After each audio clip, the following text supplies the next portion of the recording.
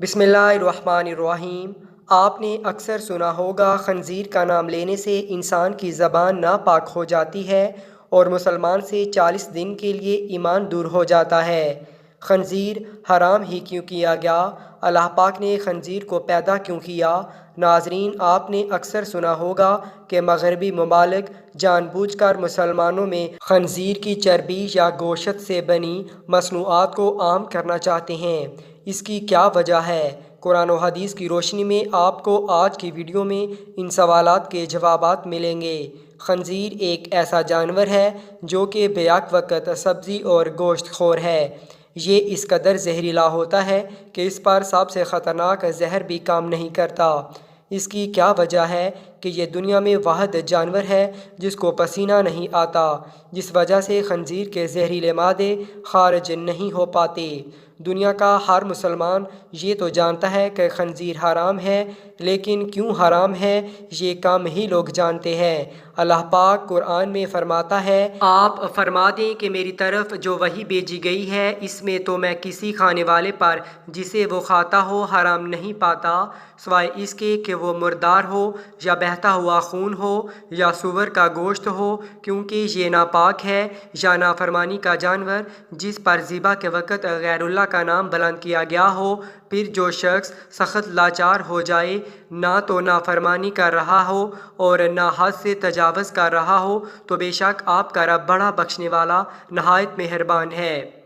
इस आयत के अलावा सूरत मायदा की आयत नंबर 3, सूरत बकरा की आयत नंबर 173 और सूरत नहल की आयत नंबर 115 में भी खंजीर का गोश्त खाना अल्लाह पाक ने सख्ती से मना फरमाया। हज़रत जाबिर बिन अब्दुल्लाह रज़ियल्लाहु ताला अन्हो से तिरमिज़ी की हदीस नंबर 1297 में रवायत है कि हज़ूर पाक सल्लल्लाहु अलैहि वसल्लम ने फरमाया, अल्लाह और इसके रसूल सल्लल्लाहु अलैहि वसल्लम ने शराब, मुर्दार, खंजीर और बुतों की पूजा को हराम करार दिया है। हज़रत जाबिर रज़ियल्लाहु ताला अन्हो कहते हैं कि मैंने पूछा कि हज़ूर सल्लल्लाहु अलैहि वसल्लम, मुर्दार की चर्बी जो कि कुश्तियों पर मली जाती है या चमड़े पर लगाई जाती है, इसका क्या हुक्म है? हजूर सल्लल्लाहु अलैहि वसल्लम ने फरमाया, वो भी हराम है। अब सवाल ये पैदा होता है कि खंजीर हराम क्यों किया गया?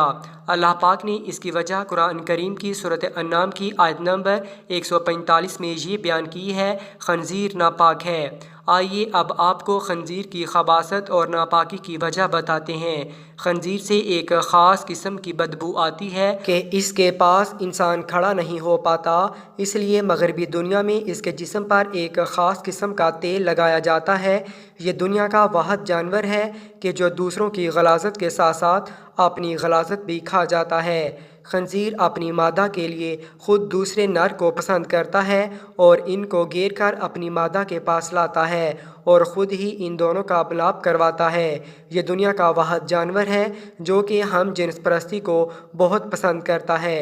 इन्हीं आदात और खसलतों की वजह से खंजीर को कुरान पाक में नापाक कहकर पुकारा गया है और यही वजह है कि आज खंजीर को खाने वालों में खंजीर ही की ये सब नापाक आदतें आम हो चुकी हैं। इसलिए कुरान और हदीस में खंजीर से किसी भी किस्म का फ़ायदा उठाने से मना किया गया है। रवायात मौजूद हैं कि ये किसी भी नबी की उम्मत के लिए हलाल नहीं किया गया।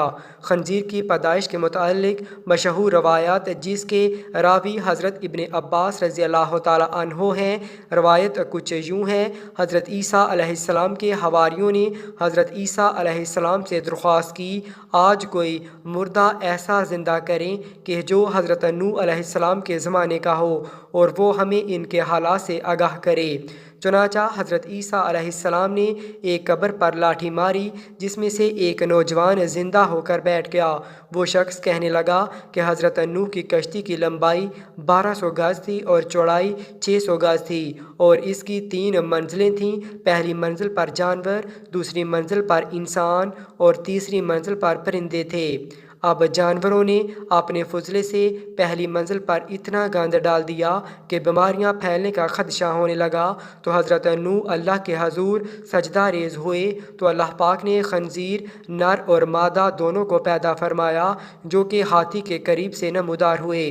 वो फ़ौरन गंद और जानवरों का फजला और वो सब गंद जो जानवरों की वजह से वहाँ फैला हुआ था खाते गए اور وہ سب گند انہوں نے ختم کر دیا۔ خنزیر حرام اور نجس العین ہے۔ خنزیر نجس العین ہے اور حضرت نوح علیہ السلام سے لے کر بعد تک تمام انبیاء اکرام علیہ السلام خنزیر کو برابر حرام ٹھہراتے رہے ہیں اور اس سے کلی اجتناب کا حکم دیتے رہے ہیں، یہاں تک کہ جب حضرت عیسیٰ علیہ السلام نازل ہوں گے تو وہ بھی خنزیر کو قتل کریں گے۔ اب بات کرتے ہیں اس جملے کی کہ خنزیر کا نام لینے سے 40 دن تک زبان ناپاک رہتی ہے یا 40 دن تک ایمان دور چلا جاتا ہے۔ آپ کو بتاتے چلیں ایسی کوئی بھی روایات یا حدیث موجود نہیں ہے، یہ بالکل فاسد ہے۔ ہاں، علماء کرام علیہ السلام نے اتنا ضرور لکھا ہے کہ بلا ضرورت خنزیر کا نام لینے سے گریز کیا جانا چاہیے۔ اگر نام لیا بھی جائے انسان دائرہ اسلام سے خارج نہیں ہوتا اور 40 دن ایمان سے دور رہنے والی بات کی کوئی اصل نہیں۔ جدید سائنس نے خنزیر کے گوشت پر تحقیق کے بعد اسے انسانی جسم کے لیے مضر قرار دیا ہے۔ دوستو، یہ بات ذہن میں رکھیں کہ حضرت آدم علیہ السلام کو جنت سے صرف اس لیے نکالا گیا تھا کہ انہوں نے اللہ تعالیٰ کی طرف سے منع کردہ درخت کا پھل کھا لیا تھا۔